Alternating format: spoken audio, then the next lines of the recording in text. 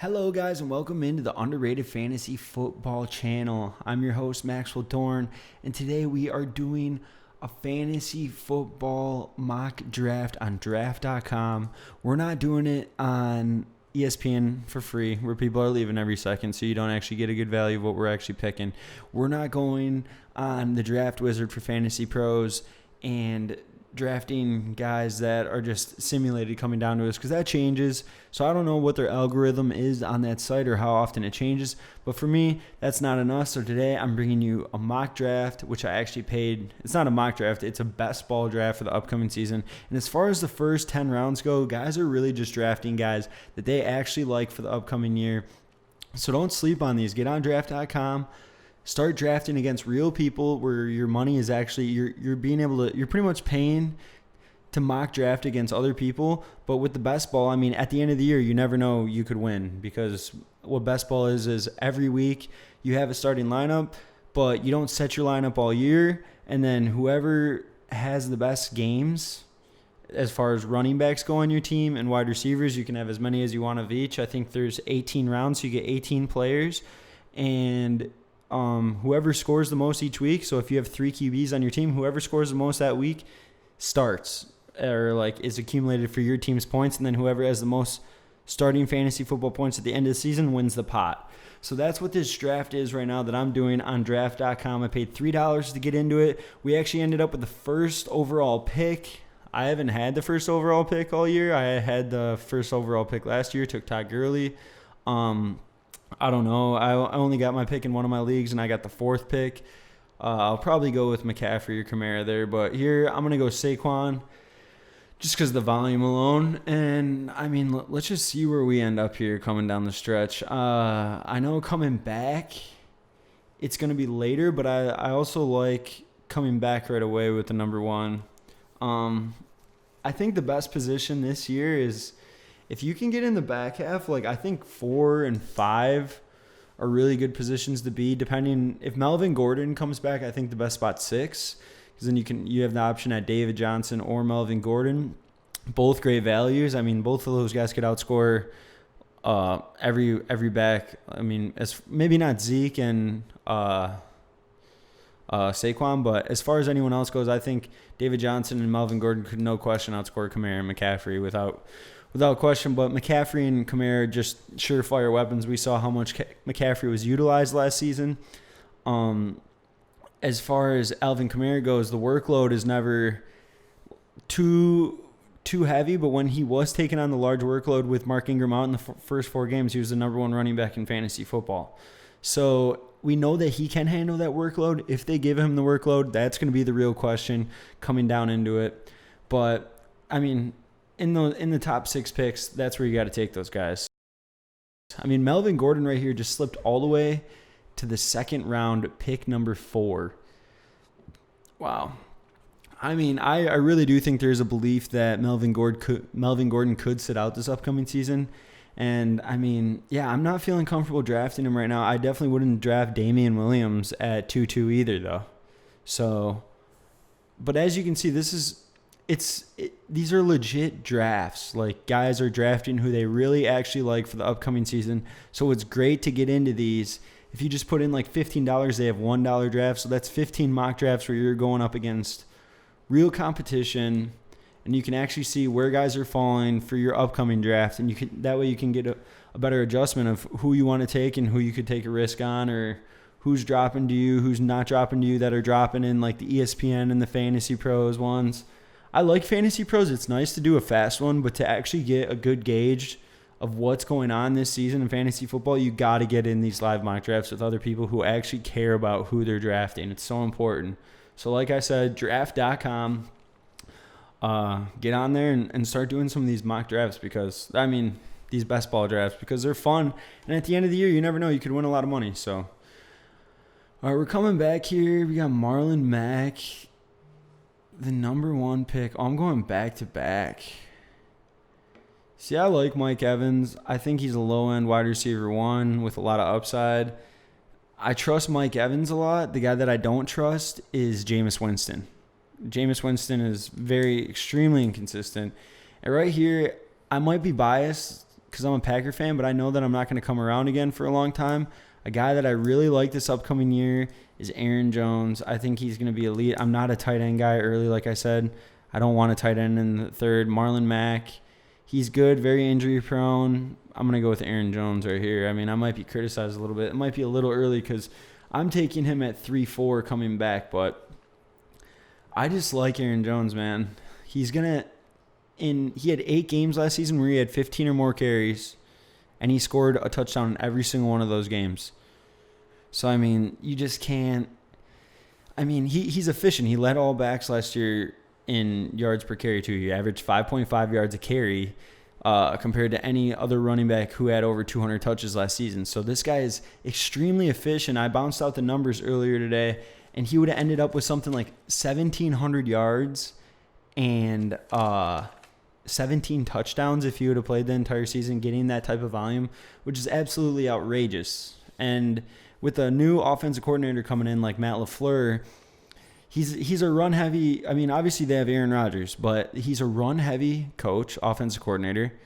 In his last 42 out of his 48 games, Matt LaFleur has given his RB1, his starting running back, over 15 touches. So I got a lot of faith in Aaron Jones this year. I feel like he could be one of those guys who is going in the third round and people are like, why wouldn't he be going in the early second, late first round when the season rolls around? I think it could very well happen.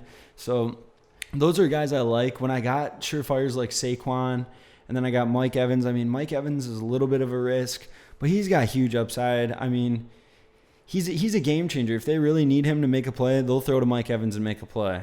So, and then right after me went Marlon Mack, as you can see, T.Y. Hilton, Devontae Freeman. I like Devontae Freeman late I probably wouldn't take him in the third. Another guy that people, aren't that high on that I'm kind of high on is Leonard Fournette, because it's rare where you're going to find a running back who has little to no competition coming up this upcoming season. He's going to be a bell cow. He's going to get 20 plus carries every single game. They're talking about how he's been catching the rock a lot in the offseason. I mean, when are you ever – this guy got him at 3.7. When are you ever going to get a running back who gets over 20 carries at 3.7? I guess you are at 3.8 right there because Derrick Henry's there. These two guys, Derrick Henry and Leonard Fournette, they could be big guys. They could have a lot of value this season, with people claiming that they're actually going to commit to the run game in Tennessee as well and really just ride Derrick Henry this upcoming season. This could be an absolute monster year for Derrick Henry and also for Leonard Fournette. If he can stay healthy, I mean, that's obviously the biggest issue for Fournette is he can't stay healthy. I mean, that's just the bottom line, but he runs physical. He's a hard runner. Goal line carries, it's obviously going to Fournette. You never have to worry about that. Not that much competition in Jacksonville. They got rid of Carlos Hyde, so they're obviously not that worried about. I mean, they put faith in Fournette coming into this season, getting rid of Carlos Hyde last year. I mean, Carlos Hyde was honestly never the guy over there, but we'll see. Another guy that I think people are sleeping on right here is Kenyon Drake. Keenan Allen going this late too. Keenan Allen almost sliding into the 4th round. That's ridiculous. With Melvin Gordon gone, people don't think that Keenan Allen is going to get fed this year. Please, I mean, if anything, if Melvin Gordon leaves town, Justin Jackson obviously will probably take over for the first and second down carries. Eckler will probably be in a similar role. But, I mean, Keenan Allen, man, he's tried and true. I mean, he's producing. I mean, the 2 years before he was injured. That's one of the only things that scares me. But the guy was a wide receiver 1 last year, no question about it, and he's going in the 4th round right now. That's just unbelievable. We're riding up on one of our picks right now. We'll see who we're going to get here. I like Kenny Galladay as my number 2 wide receiver. As you can see in here, there's 3 wide receivers and then a flex play. So you kind of got to stack this lineup up a little bit. Who did that guy take? He took Ingram. I'm not a Chris Godwin guy at all. Another guy I like right here is Calvin Ridley. Calvin Ridley's sneaky. Very, very sneaky. I'm going to go Kenny Galladay just for the upside because they throw a lot. They're losing a lot in Detroit, even though with Darrell Bevell, the new offensive coordinator in Detroit, they say they're going to pound the ball, keep it old school. Yeah. All right, I'll believe it when I see it when you're losing. But, I mean, I'm not a Lions fan, so that's probably where that comes from. I like Calvin Ridley here, man, especially in best ball. I mean, in this particular case, I just think he's lethal. I also like O.J. Howard here. I'm going to go Calvin Ridley. I think he's going to take a big step this year, honestly. And it's in a similar instance with Calvin Ridley what happened with Roddy White and Julio Jones. Julio Jones and Calvin Ridley, obviously both Alabama products coming out. But Roddy White was really the true number one coming in. Julio Jones came in and made an instant impact, kind of like Calvin Ridley did last year with the 10 touchdowns that he came in with, joining some elite company there with Odell and Randy Moss, a few of the only guys to ever have 10 touchdowns in the rookie season. I mean, Calvin Ridley, I think he's one of those guys that just has an extremely high ceiling this year. I also like James White there a lot. If I was more worried about my running back situation, I would have probably drafted James White, but I want to have a guy that can really boom. We saw last season, Calvin Ridley, he can boom. Bottom line, they utilize him a lot as well. Like I said, 10 touchdowns last season. It's unheard of, almost 1,000 yards.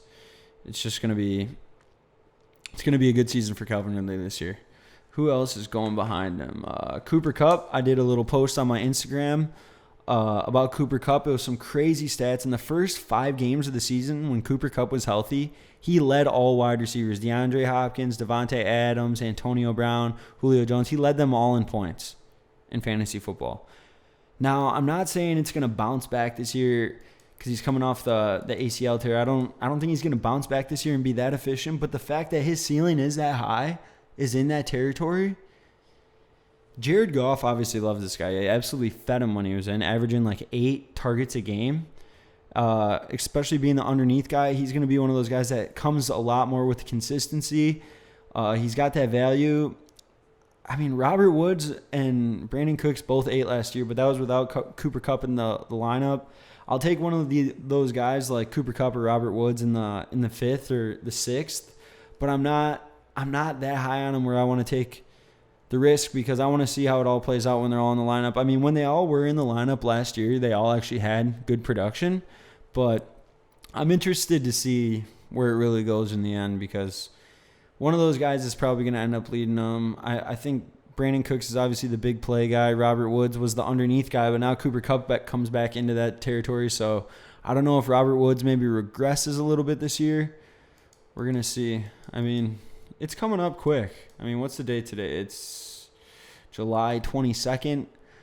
I mean, what is it? It's less than 50 days away. I know that. First game of the season is the Packers versus the Bears. Super stoked about that. Yeah.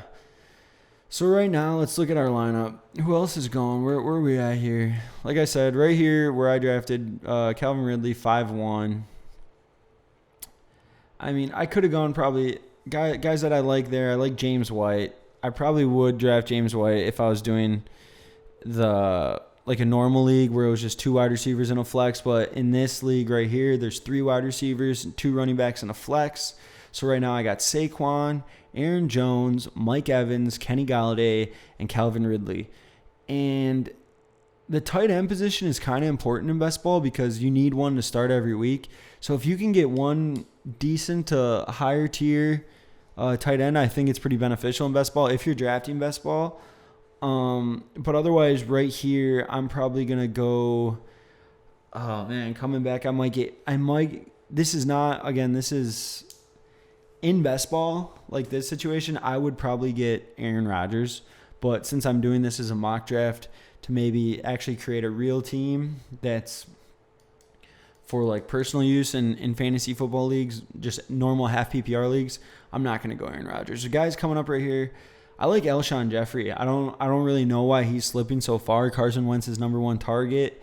And I mean, Zach Ertz arguably could be the number 1 target, but Alshon Jeffrey was very efficient last season. I mean, when he was healthy, he missed 4 games and he still finished with over 900 yards last season. So we'll see how it all works out. Deshaun Watson. I don't know if I can pass him up here in this forward in his 3rd season, huh? No, I'm gonna body it out. I go back to back. I'm gonna go Alshon first just to solidify that starting lineup there. And if there was a good tight end here, Jared Cook might not be a bad option. The thing is Deshaun Watson, and Aaron Rodgers. Like I said, this is ranking it in best ball, but I'm not going to do that. I can't do it. So I'll probably we'll stack it out. I'm going to go Will Fuller. And I'm going to tell you why I'm going to go Will Fuller right here. Because Will Fuller, when he was playing last season, he was absolutely exploding.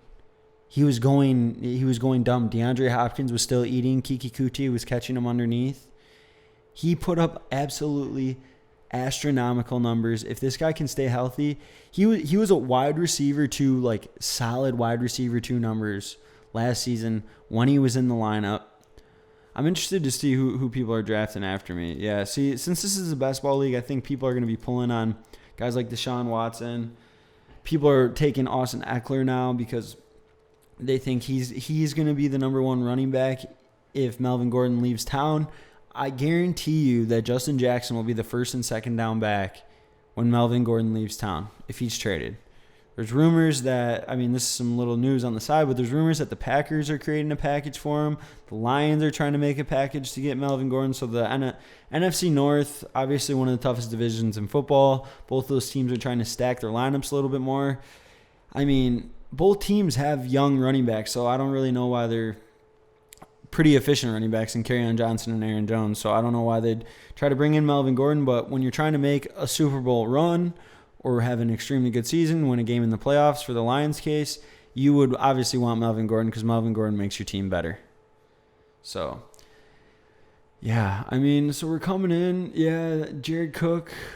Yeah, the tight ends are going off the board. I like Vance McDonald this year. I would take Jared Cook over Vance McDonald, but Ben Roethlisberger is definitely going to have to throw to someone like Vance McDonald this upcoming season underneath. With Juju, obviously 169 targets, I believe, for Antonio Brown this year. They need to be distributed throughout. Ben Roethlisberger usually targets his tight ends as well. And now with Jesse James in Detroit, Vance McDonald could be in for a big year. We saw a couple huge games last season.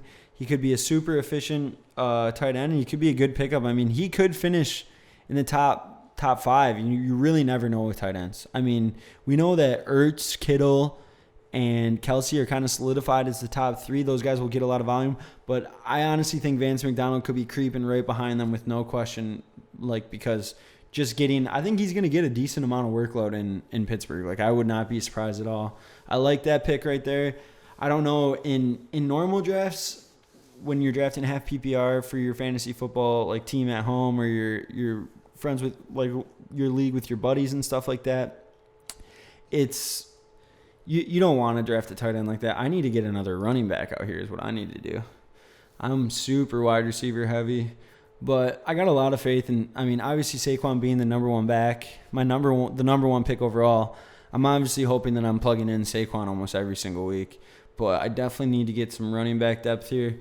Jordan Howard, not a bad pick, honestly. I don't think, because with Miles Sanders coming off the injury, Jordan Howard is going to probably get the first initial workload coming into the season.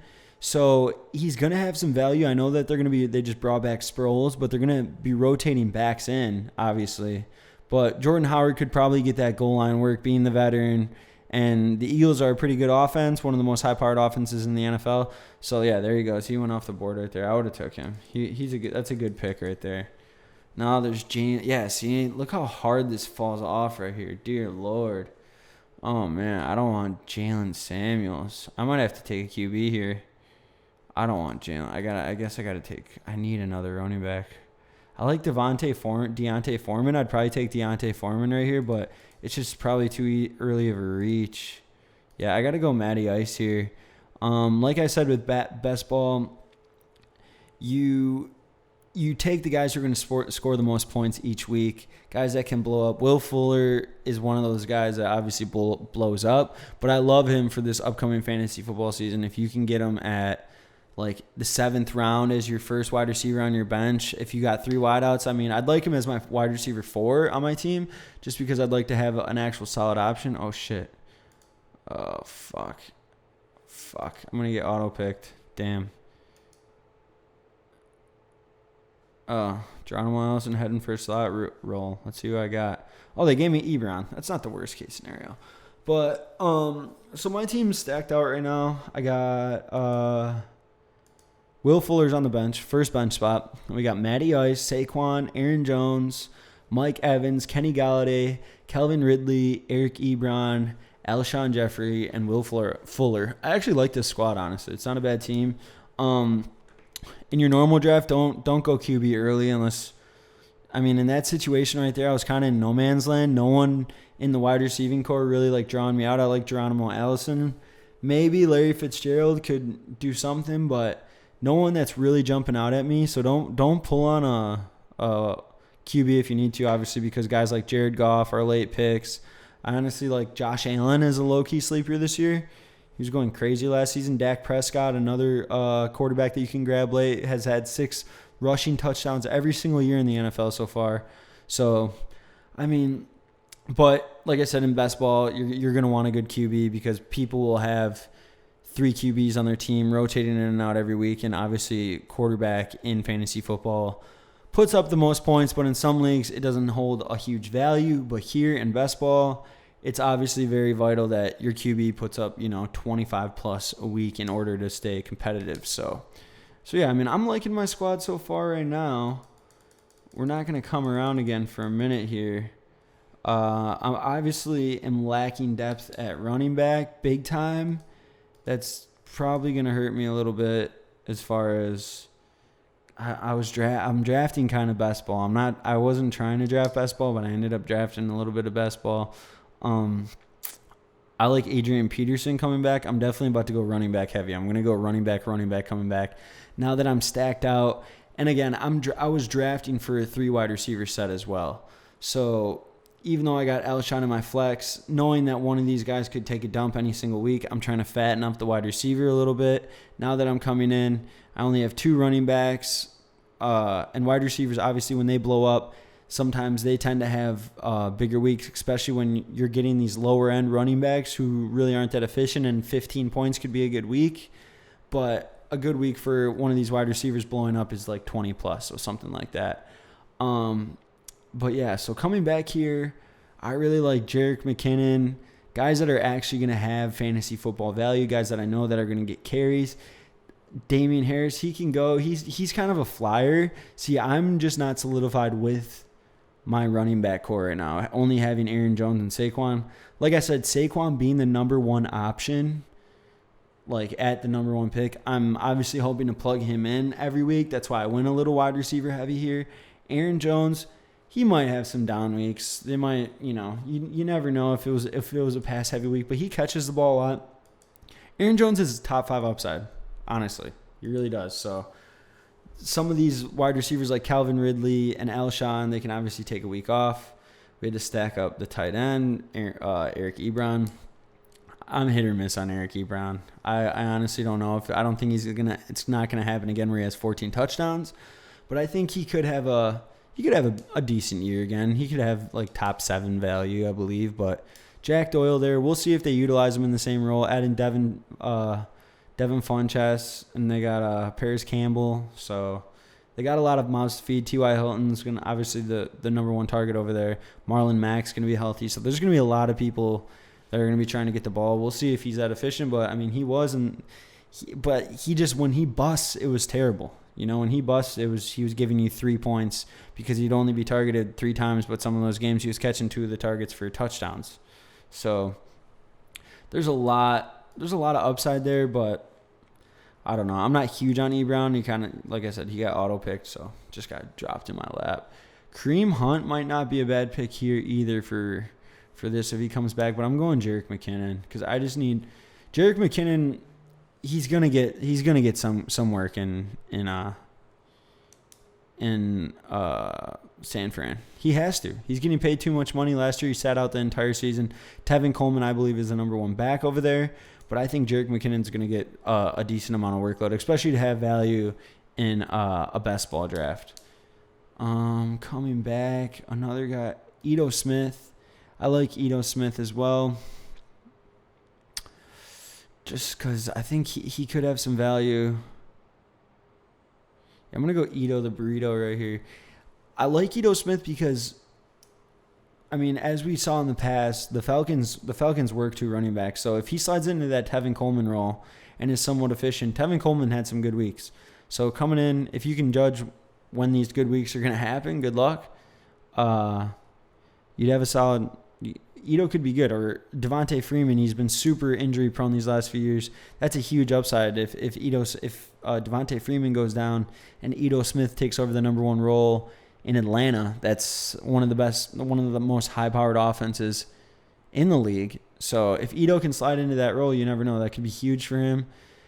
I mean, some of these guys are just great handcuffs, especially if they're getting carries in the games when they're still being the backup. A guy similar, or probably the best example, is Latavius Murray, heading over to New Orleans this year.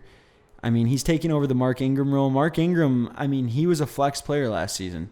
So if they play the hot hand kind of, if Latavius Murray gets hot over there, I have a feeling he's going to get work. But if Latavius Murray slows down a little bit and isn't showing that efficiency as much, oh, sorry, I should have this up for you guys so you guys can at least see who's going.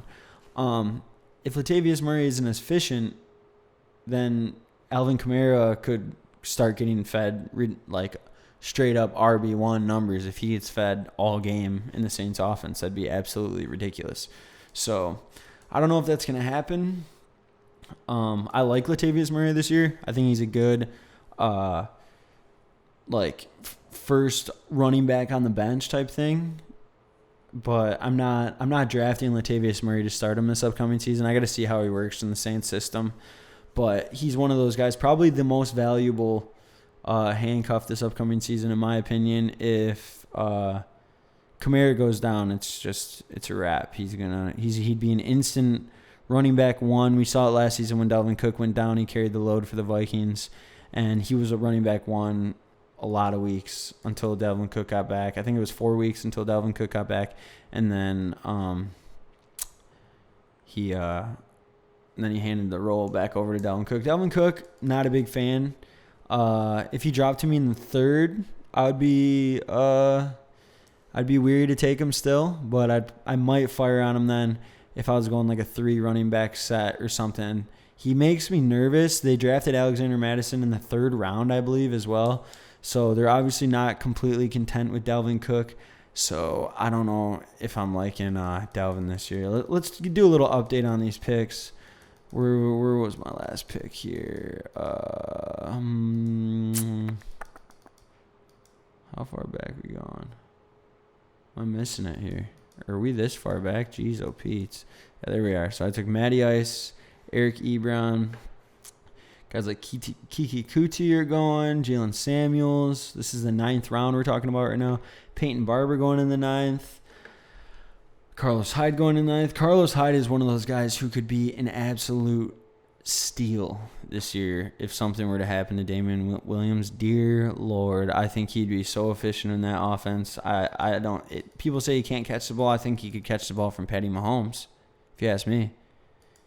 If you can get Carlos Hyde, like he kind of slides into your lap, it's just one of those spots in no man land where you're not really liking the running back situation as far as what you're seeing, but you think you still need to add another running back, grab Carlos Hyde. I mean, I know I said Latavius is probably the most significant handcuff this upcoming season, but let me tell you, if Damian Williams went down and Carlos Hyde slid in, dear Lord, that man would have 10 plus touchdowns, no problem, no questions asked. And like I said, he can't catch the ball yet. He can catch the ball from Patty Mahomes. I could catch the ball from Patty Mahomes. Shoot me up, put me in the pads at RB. I'll get you 10 TDs, Patty Mahomes. Ain't no problem about it. So he's a nice little late snag. Who else we got coming in here? Emmanuel Sanders. I don't know if you guys follow social media a lot. All right, I'm on. All right. So what do we got available here? I mean, I might.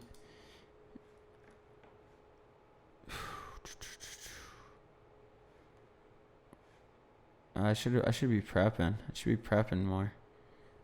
I want to take Mecole Hardman. Just because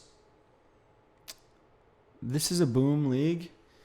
I mean, in this, it's week by week. He's got that big boom potential, so I think that could happen. Since I got Ebron at tight end, I'm going best ball mode now, just so you guys know. I'm not drafting like straight up anymore because I can't when it's this late. I got to take guys that I think could have big weeks coming in. And Jimmy Graham, since I got – who the fuck do I got? I got Eric Ebron. Yeah. Ebron, I just don't want to have the dud weeks. I think Jimmy Graham might take a step forward this year, actually. He's been saying, as you can see on the screen right here, I'm not used to losing it. It wasn't for me. It was not a good year. I lost, and so I'm completely focused on putting my best foot forward and being the player that I am, scoring in the red zone and being a big threat on third down. Playing with Aaron Rodgers, you can't say that it's not probable that he will come out and have a big year and be big on third down and maybe be a big red zone threat. I mean, it's been a while since he's been at that Saints tier. Obviously, he slid out of the top 10 discussion almost even, but there's no doubt that he couldn't do it. So I think he'll have a couple big weeks. That's why I'm drafting him late. Like I said, I'm going best ball mode now. So now that I'm drafting, I'm in the 13th round. I should have probably been going best ball mode a little bit earlier. Maybe on that Will Fuller pick, I took a running back. But I really do like Will Fuller this upcoming season, especially in best ball. But yeah, so now I'm going best ball mode where I'm picking guys that I believe can have big weeks this upcoming season and replace one of the guys that I have starting in my lineup right now. So if you're unfamiliar with best ball leagues, for instance, now that you can see my screen, it's like, so everyone below this right here, this tier, I'll put a little line there in the video so you guys can see. So everyone below this tier is now technically on my bench. So this is my starting lineup. Matt Ryan, Saquon Barkley, Aaron Jones, Mike Evans, Kenny Galladay, Calvin Ridley, Eric Ebron, and Alshon Jeffrey. That's my starting lineup. Coming in to week one, per se, it's my starting lineup. But all these players on my bench, Will Fuller, Jerick McKinnon, Ito Smith, Mecole Hardman, could all start any given week, and I do not have to start them personally. Every single player on this team can be slid into a position that is available if they score the most points. So if I was to come back around here and I was to pick Matt Stafford. So if I picked up Matt Stafford and Matt Ryan had a week where he only got 12 points, Matt Stafford would be my starting quarterback for that week, and I would take those points, add them all up with the rest of the players that fit into the highest points categories. So as if another example, if Will Fuller outscored Calvin Ridley one week, Will Fuller would start. We'd take those points, add them in with Saquon, Mike Evans, Kenny Galladay, etc., and so forth. So now I'm pretty much just drafting flyers, guys that I think could personally just have a few good games, because like I said, through till round 10, you're pretty much drafting normal like you would in a team, drafting depth where you want depth.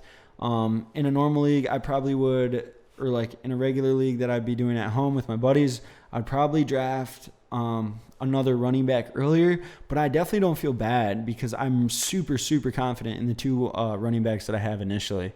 So, and I believe that Jerick McKinnon will have that. It's like a similar role to what Tevin Coleman had on the Falcons. So, and even though he's injury prone, I'm gonna ride it out. I'm gonna see how he does this year. I like him. If you're getting him this late, they're paying him so much money. They have to give him some kind of workload over there in San Francisco.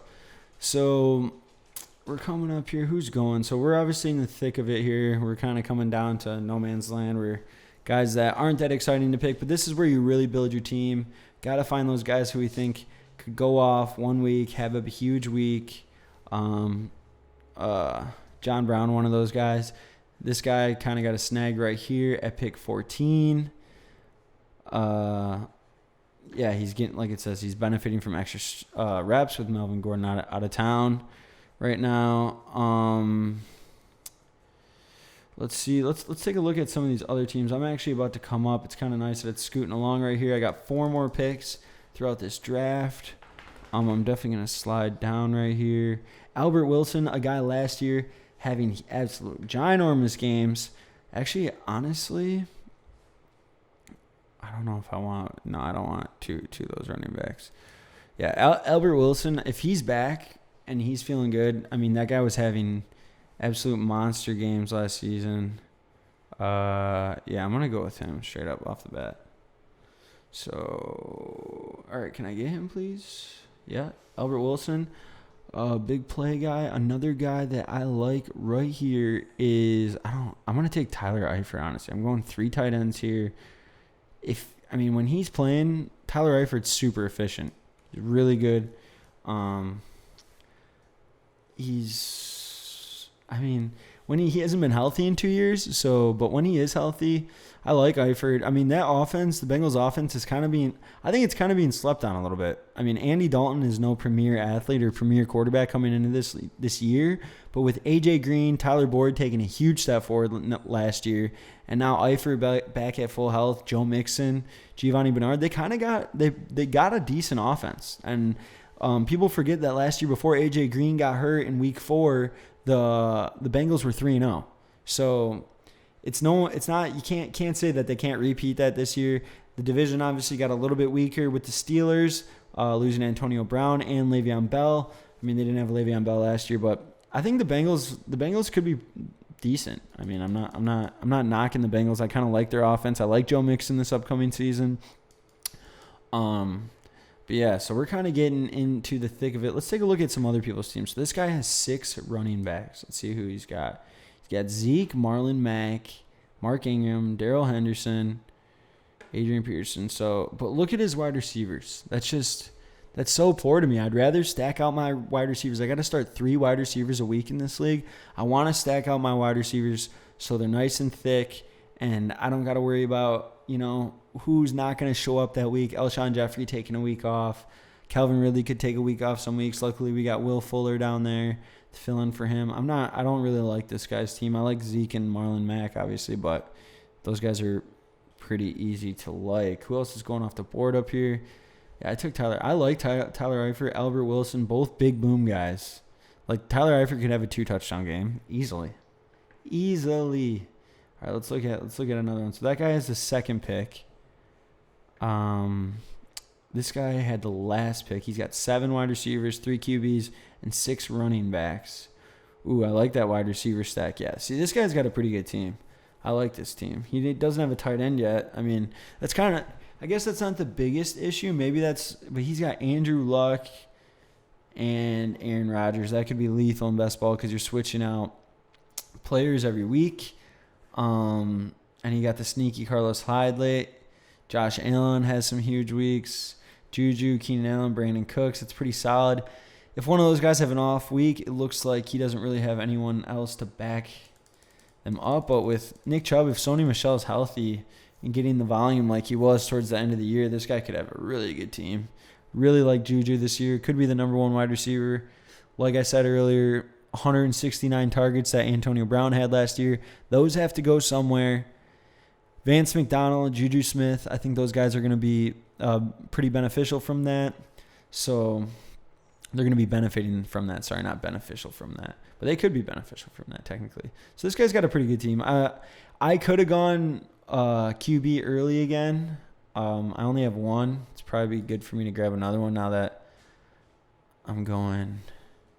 Should I go the absolute boom man himself, Ryan Fitzmagic? Oh, man. Everybody's gone. Holy crap. I might have to go with fucking Sultan Dalton. That's no good. I did not want to have to draft Andy Dalton. But I'm really liking my squad, honestly. I wish I could have a little bit more value at running back. But if something were to happen to Devontae Freeman or Tevin Coleman, these guys would be absolutely elite coming in. Yeah, and then I got Mecole Hardman. Who knows how that's going to work out? That's kind of just a flyer. If something happens to one of those wide receivers, or if he starts to take a step forward this year, him and Patty Mahomes have a good connection. I like taking those guys on teams who have premier quarterbacks. So right now I'm going to go and grab another QB. Let's see who we got here. I'm going. Who do I want? Sam Darnold. Sure, we'll go Sam Darnold. Him and Robbie Anderson can have some big weeks. I might go 3 QBs. back-to-back QBs here. Yeah, back-to-back QB here, and then take a flyer. Marcus Mariota, you suck. I'm going Fitzmagic, dude. What if he just comes out and has a magical year this year down in Miami? You never know. Obviously, this is a best ball league. If you can see on my screen, most people are drafting 2 to 3 QBs. It's wise to do. I'm obviously on the lower half of running backs. They also don't have Saquon Barkley, so I balance that into all my teams.